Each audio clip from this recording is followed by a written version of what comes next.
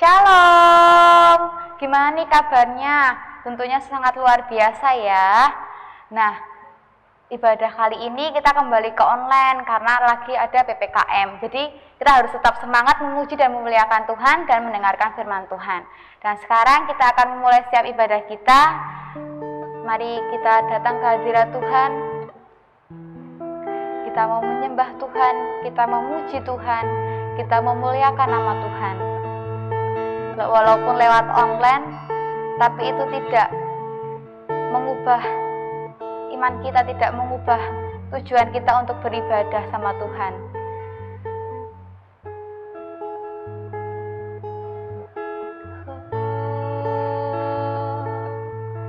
Haleluya, terima kasih Tuhan. Mari saudara, kita menyembah Tuhan. Kita mau fokuskan hidup kita kepada Tuhan. Kita mau meninggalkan setiap beban kita terlebih dahulu. Kita mau berterima kasih kepada Tuhan atas berkat-berkat Tuhan yang Tuhan telah berikan kepada kita seminggu ini. Mengucap syukur karena Tuhan telah memberi kita kesehatan. Banyak di luar sana yang terkena dampak dari COVID-19. Banyak saudara kita juga yang terdampak dari COVID-19. Tapi mengucap syukurlah ketika kamu masih sehat. Oh, haleluya. Terima kasih Tuhan. Kami tinggikan Engkau. Oh.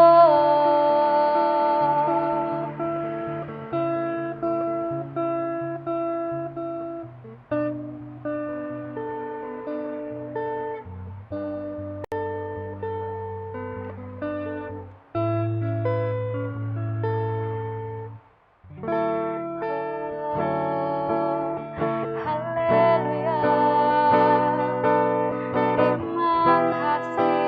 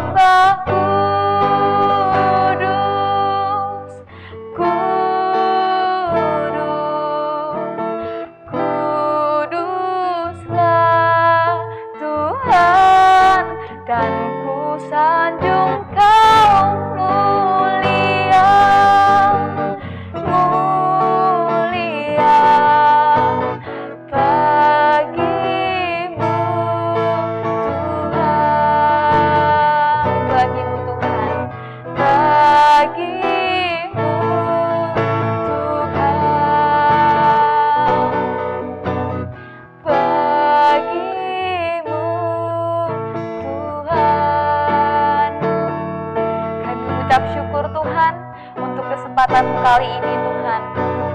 Mungkin ibadah kami kembali menjadi online lagi Tuhan, tapi kami tetap percaya Tuhan.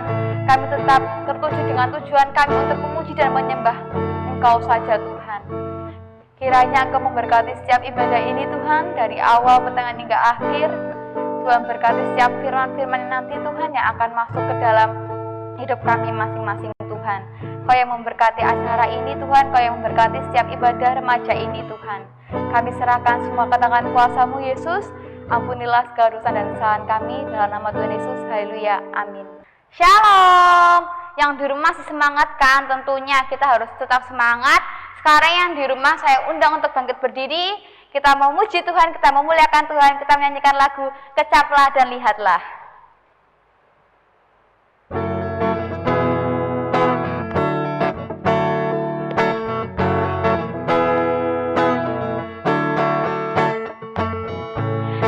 Kecaplah dan lihatlah betapa baiknya Tuhan itu. Rasakan dan nikmati kasih setia Tuhan. Oh, syukur bagimu Tuhan, segala hormat bagimu Tuhan, Allah yang mengasihiku, Allah yang memeliharaku selamanya.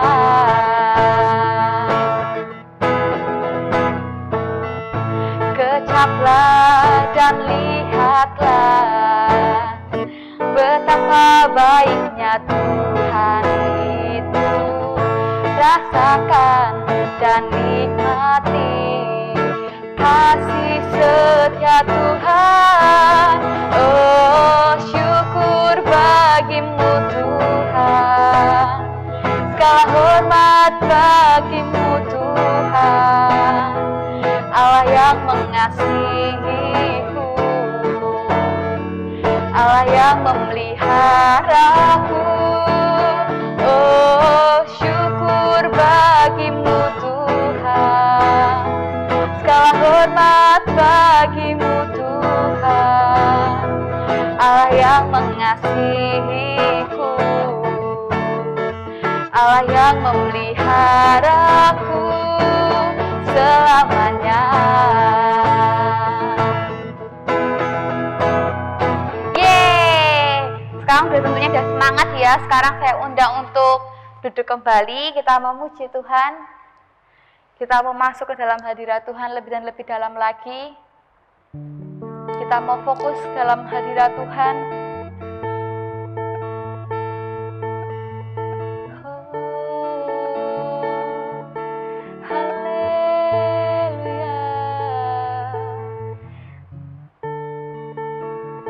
Mari saudara, kita masuk ke dalam hadirat Tuhan lebih lagi.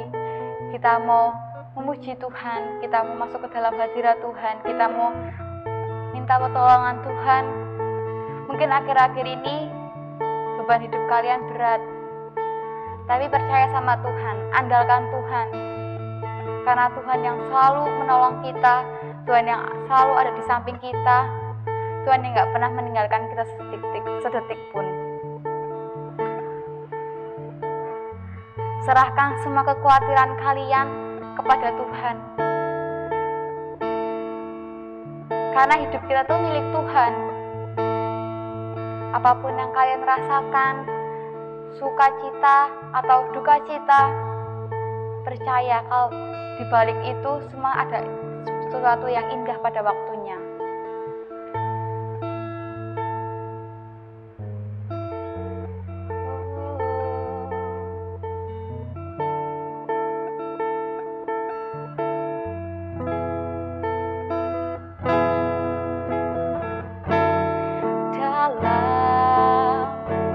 Kesesakanku,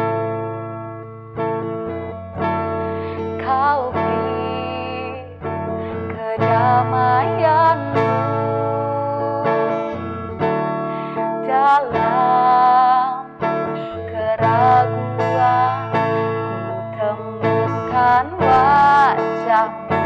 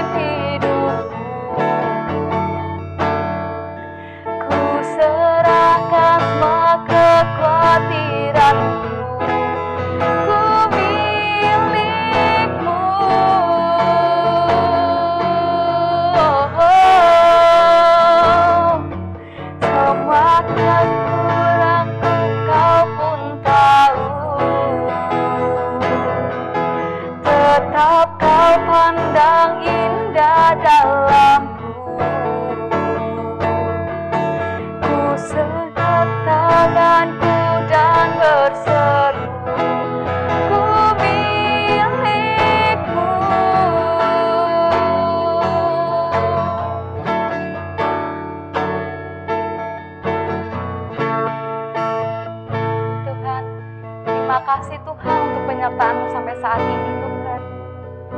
Kami serahkan setiap kekhawatiran kami, keraguan ke tangan kuasa-Mu Tuhan.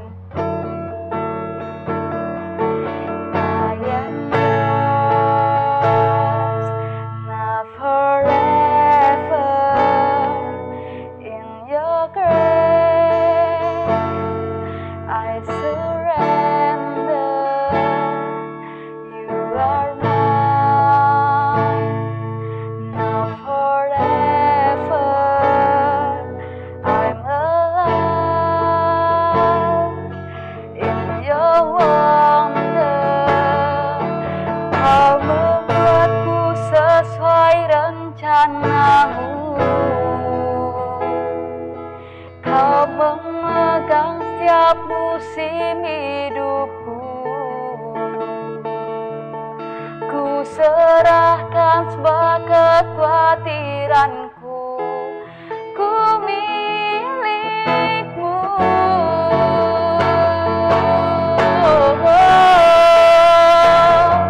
Semua kekuranganku kau pun tahu, tetap kau pandang indah dalamku. Ku angkat tanganku dan berseru, ku milikmu.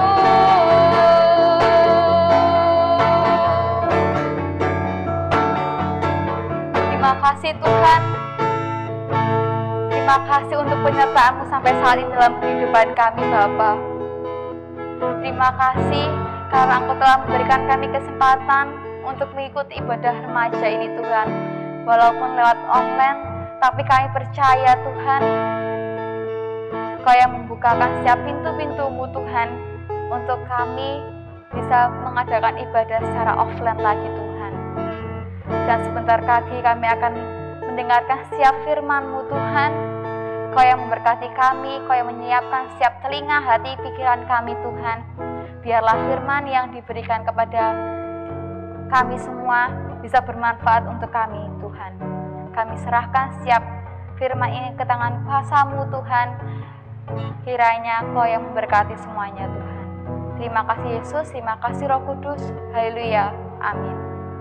Kami persilakan untuk Bu Tias. Anak-anakku yang dikasihi Tuhan, para remaja GKJ Nusuan, kebenaran firman yang akan kita renungkan bersama saat ini terambil dari surat Paulus kepada jemaat di Efesus. Kita akan membaca pada pasal 1 ayat 3 sampai dengan 14. Tapi sebelum itu mari kita bersatu di dalam doa. Kita berdoa. Bapa Surgawi, kami bersyukur dalam persekutuan doa remaja saat ini atau ibadah remaja saat ini, Tuhan berkenan hadir di tengah kami.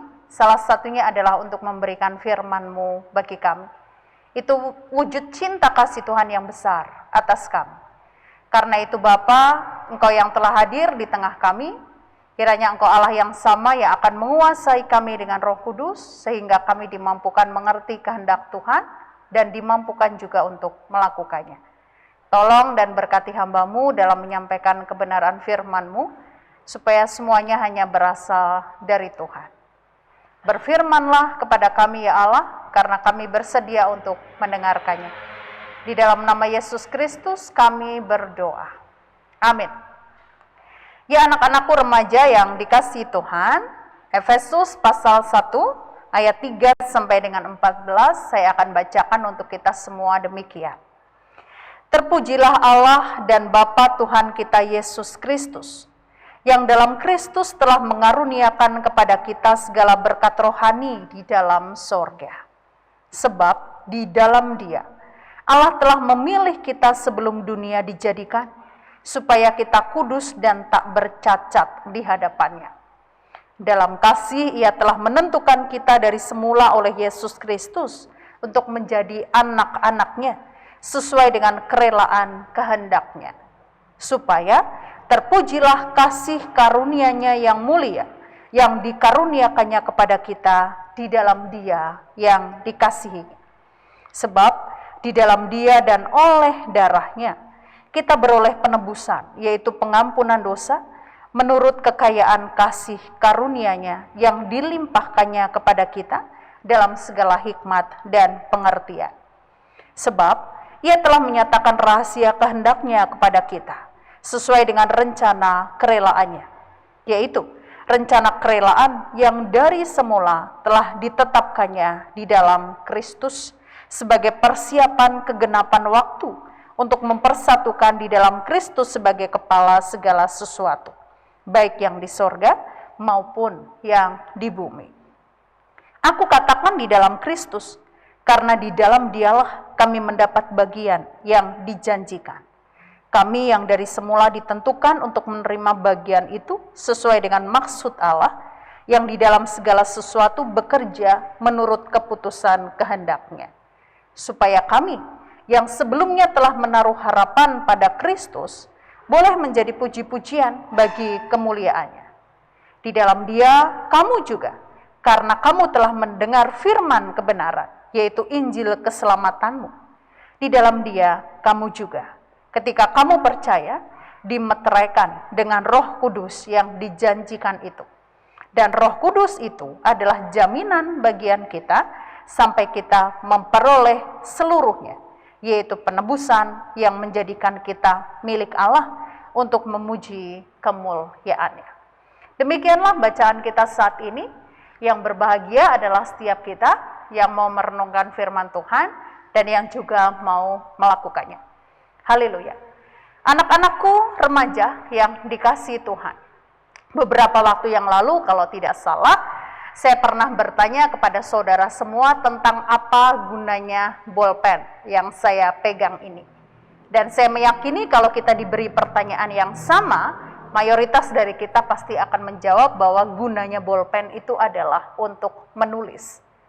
Sekalipun demikian, kalau kita memperhatikan apa yang kita lakukan dalam kehidupan kita sehari-hari terkait dengan keberadaan bolpen ini, kita akan mendapati bahwa tidak selamanya bolpen ini kita pakai untuk menulis. Kadang juga kita pakai untuk menjadi pembatas buku atau pembatas Alkitab. Kadang juga kita pakai untuk menyemat di rambut kita kalau kita terlalu gerah dan di situ tidak ada karet yang bisa menolong. Atau kalau misalnya ada binatang yang tiba-tiba lewat di depan kita, kita juga kadang pakai bolpen ini untuk menyambitnya. Semuanya tentu bisa. Tetapi kalau kita kembali mengingat fungsi kenapa bolpen ini digunakan, maka dari semua hal yang tadi kita lakukan, kita akan mendapati bahwa bolpen ini benar-benar bisa disebut sebagai useful, berguna sebagaimana seharusnya kalau dia memang dipakai untuk menulis. Tapi kalau dipakai untuk membatasi Alkitab, dipakai untuk menyemat rambut kita, itu tetap berguna. Tapi misuse artinya berguna hanya sedikit. Dan kalau dipakai untuk melukai yang lain, maka itu artinya useless, sama sekali tidak berguna. Nah, jikalau bolpen saja diciptakan untuk sesuatu hal tertentu, maka semua yang diciptakan Tuhan tentu juga dengan maksud tertentu. Termasuk ketika Tuhan menciptakan kita, termasuk ketika Tuhan memilih kita untuk menjadi anak-Nya. Kalau kita memperhatikan kisah penciptaan, baik itu di Kejadian 1 maupun di Kejadian 2, di sana dengan jelas disebutkan bahwa salah satu tujuan Tuhan menciptakan manusia segambar dan serupa Dia. Dan itu tidak dilakukan Tuhan pada ciptaan yang lain, adalah supaya manusia bisa menjadi mitra kerjanya. Memang istilah mitra kerja tidak disebutkan di dalam kisah penciptaan. Tapi kalau kita mengingat Tuhan mengatakan bahwa kenapa Dia menciptakan manusia segambar dan serupa Dia, dan itu adalah supaya manusia menguasai makhluk yang lain, di mana yang biasanya melakukan penguasaan terhadap ciptaan yang lain itu adalah Tuhan. Maka ketika Tuhan memberikan kepercayaan kepada manusia untuk menguasai ciptaan yang lain, secara tidak langsung Tuhan memberikan kepercayaan kepada manusia itu untuk mencicipi salah satu dari karyanya, yaitu berkuasa atas yang lain. Di mana yang disebut dengan berkuasa di situ tentu tidak mengeksploitasi, tapi untuk memeliharanya supaya lebih baik dan supaya lestari. Nah, selain itu kalau kita memperhatikan bacaan kita saat ini, Kita juga diingatkan oleh Paulus bahwa tujuan Tuhan menciptakan manusia, terlebih lagi kita yang percaya kepadanya. Tujuan Tuhan menjadikan kita sebagai anaknya itu adalah untuk menguduskannya. Dan yang kedua itu adalah untuk menjadikan nama Tuhan semakin dimuliakan. Nah, kita mencoba mengupas mulai dari yang pertama. Paulus katakan Tuhan memilih kita menjadi anaknya adalah untuk menguduskan kita, supaya kita kudus. Maksudnya apa? Bukankah di dalam surat yang lain Paulus katakan bahwa manusia itu sekalipun tahu hal yang baik, tetapi kecenderungan dirinya justru melakukan hal yang tidak baik. Kalau Tuhan menjadikan kita anaknya supaya kita kudus, apakah itu artinya supaya kita bisa melakukan hal yang suci? Kalau kita memperhatikan bagaimana Paulus menjelaskan hal itu, dan salah satunya ketika Paulus menggambarkan bagaimana Yesus mengorbankan dirinya, maka ketika di situ disebutkan Tuhan memilih kita menjadi anaknya supaya kita hidup kudus, artinya adalah supaya kita yang sebelumnya dosa itu bisa diselamatkan. Supaya kita yang sebelumnya hidup di dalam ketidakbenaran menjadi orang yang hidup di dalam kebenaran.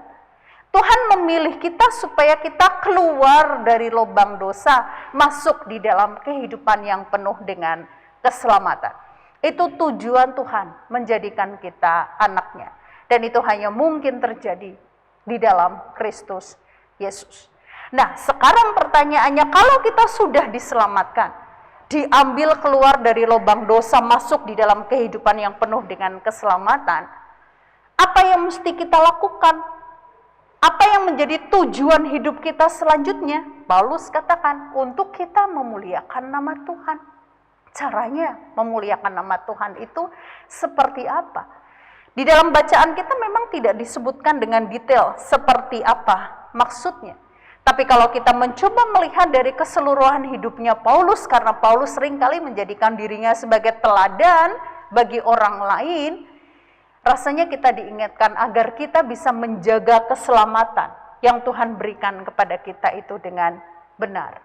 Agar kita bisa hidup dengan pola-pola kerajaan Allah.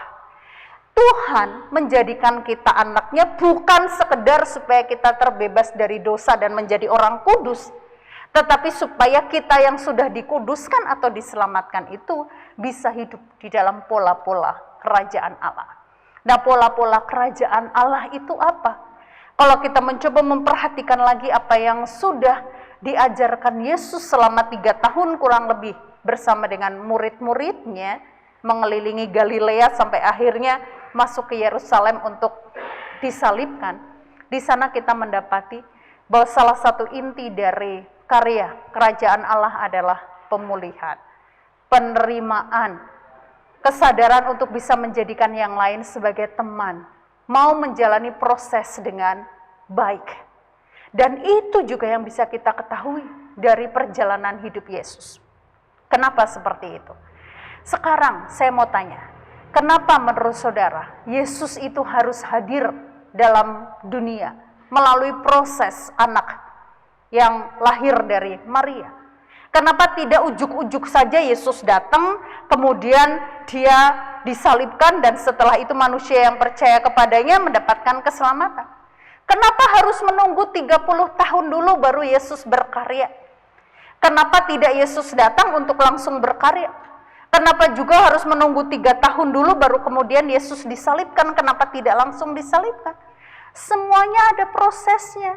Salah satunya untuk membuat tahu bahwa segala sesuatu itu tidak berjalan secara instan, tapi dengan proses tertentu. Nah, itu juga yang secara khusus diingatkan oleh Paulus kepada jemaat di Efesus, juga diingatkan bagi remaja GKJ Nusuan pada saat ini.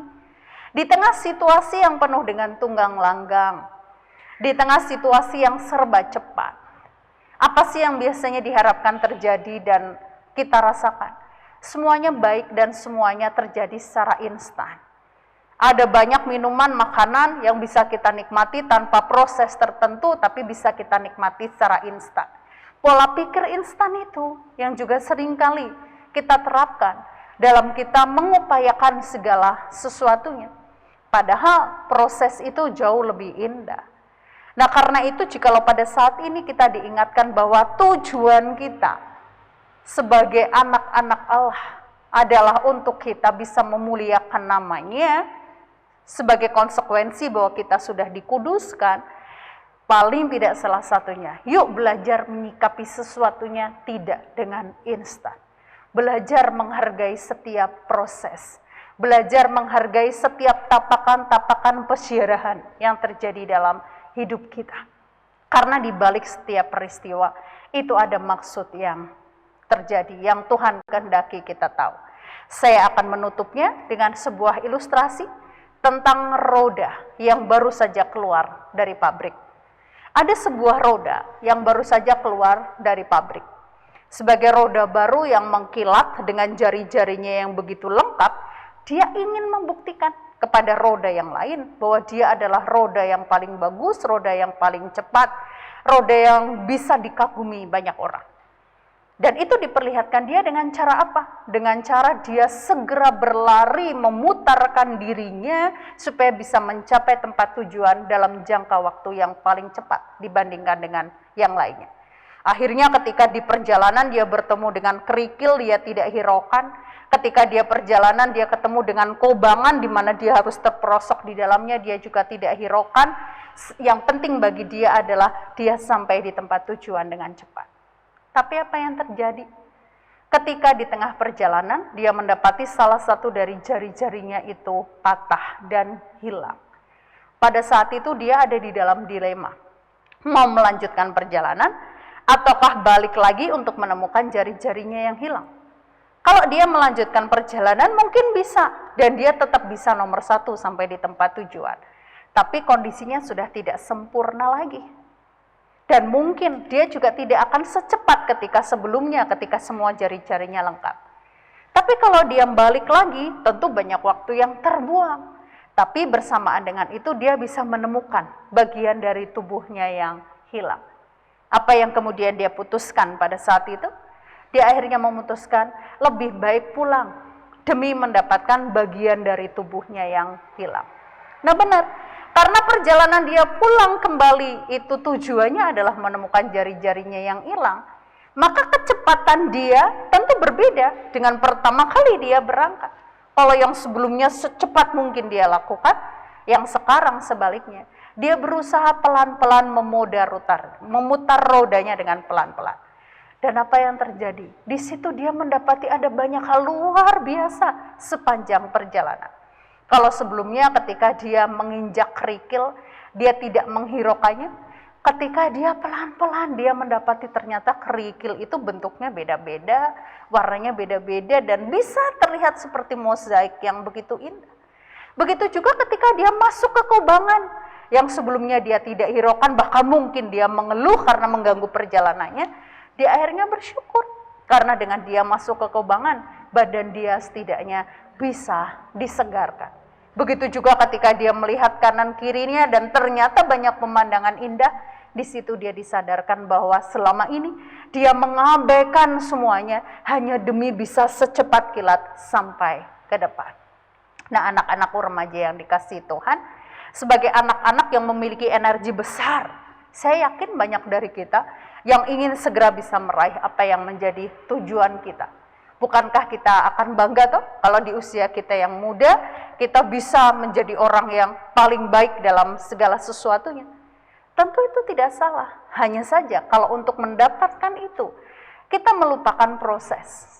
Atau kalau untuk mendapatkan itu proses yang kita lakukan dengan cepat sehingga kita tidak menikmatinya, kita tidak menikmati situasi yang ada di sekitar kita, kita akan kehilangan momen itu. Karena momen itu belum tentu kembali kepada kita. Apakah kita baru menyadari untuk kita enjoy dengan semuanya ketika ada salah satu dari bagian diri kita yang hilang? Semoga saja tidak. Nah, dijadikan anak Allah, dipilih untuk menjadi anak Allah. Selain untuk dikuduskan, juga untuk memuliakan nama Tuhan. Memuliakan nama Tuhan salah satu caranya dengan menjalani kehidupan sesuai dengan proses sebagaimana mestinya. Karena percayalah, di balik semua proses itu, ada banyak pelajaran berharga yang Tuhan berikan untuk kita. Tuhan berkati kita. Amin. Mari kita berdoa. Tuhan, terima kasih untuk firman-Mu kali ini. Engkau mengingatkan kami akan keistimewaan diri kami. Engkau telah memilih kami untuk menjadi anak-anak-Mu, dan itu bukan saja supaya kami dikuduskan, kami dibebaskan dari dosa, tapi supaya melalui hidup kami yang penuh dengan keterbatasan, nama Tuhan bisa dimuliakan. Bantu dan mampukan kami Bapa untuk dapat mewujud nyatakan tujuan Tuhan memilih kami menjadi anak-Mu, dengan kami menghargai proses kehidupan yang Tuhan percayakan bagi kami. Mungkin ada banyak dari kami yang harus menjalani proses ini dengan setapak demi setapak, tidak segera cepat meraih apa yang menjadi tujuan kami, tapi ajari kami untuk meyakini semua proses itu Tuhan pakai untuk mendewasakan kami, mematangkan kami, sehingga kami bisa dewasa dalam menyikapi segala sesuatunya. Karena itu kami percayakan kehidupan kami, terutama remaja-remaja GKJ Nusuan, ke dalam tangan pengasihan-Mu. Besertalah dengan mereka dalam setiap proses dan karya yang mereka kerjakan. Amin. Wah, puji Tuhan terberkati oleh firman-Nya, amin. Ya, untuk persembahan bisa dititipkan kepada pengurus yang terdekat. Dan sekarang saya undang yang di rumah untuk bangkit berdiri, kita mau pengakuan iman rasuli.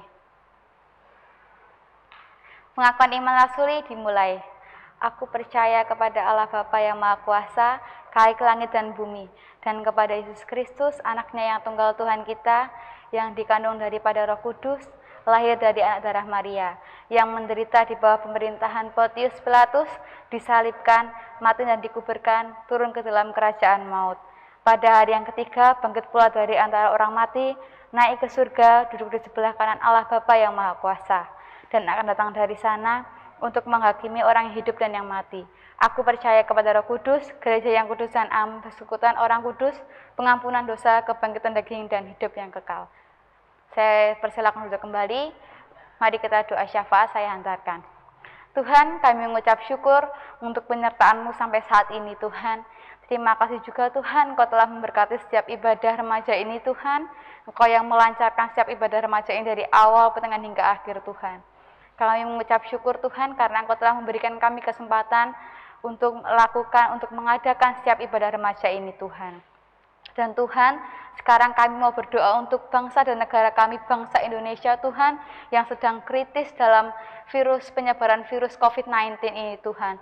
Tuhan yang berkati setiap Indonesia ini, Tuhan, di berbagai wilayahnya, Tuhan. Tuhan yang berkati, Tuhan yang mengangkat setiap virus-virus COVID-19 ini, Tuhan, agar Indonesia ini kembali pulih, Tuhan. Ampuni bangsa Indonesia ini, Tuhan, yang tidak taat kepada kehendak-Mu, Tuhan, yang tidak taat kepada apa yang Tuhan inginkan kepada Indonesia ini, Tuhan. Kiranya Tuhan yang memberkati setiap modal pemerintah dalam melakukan PPKM, Tuhan.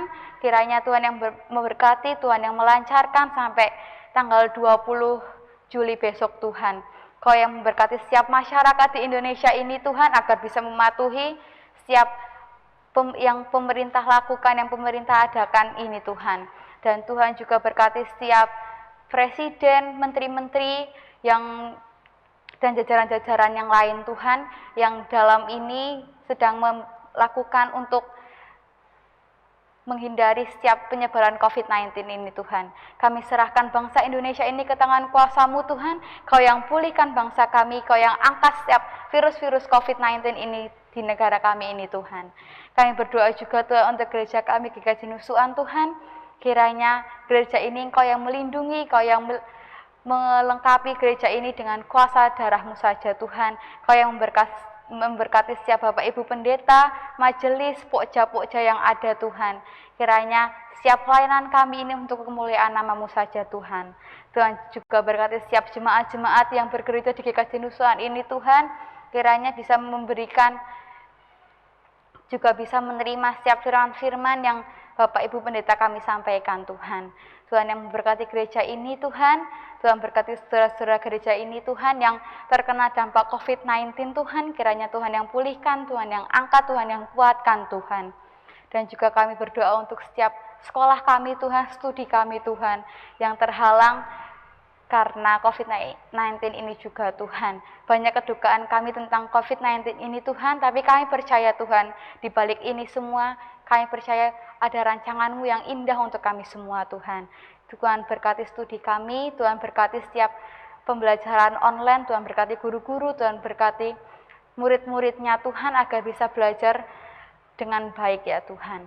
Kami juga berdoa untuk orang tua kami Tuhan yang bekerja, Tuhan yang melindungi, Tuhan yang memberkati mereka Tuhan. Kau yang memberi mereka kekuatan, kesehatan, umur yang panjang Tuhan kepada orang tua kami Tuhan. Kami serahkan semua ke tangan kuasa-Mu Tuhan. Sebelum mengakhiri ibadah ini, mari kita berdoa Bapa kami. Bapa kami yang ada di surga, dikuduskanlah nama-Mu, datanglah kerajaan-Mu, jadilah kehendak-Mu di bumi seperti di surga. Berikanlah kami pada hari ini makanan kami yang secukupnya, dan ampunilah kami akan kesalahan kami, seperti kami juga mengampuni orang yang bersalah kepada kami. Dan janganlah membawa kami ke dalam cobaan, tapi lepaskanlah kami daripada yang jahat.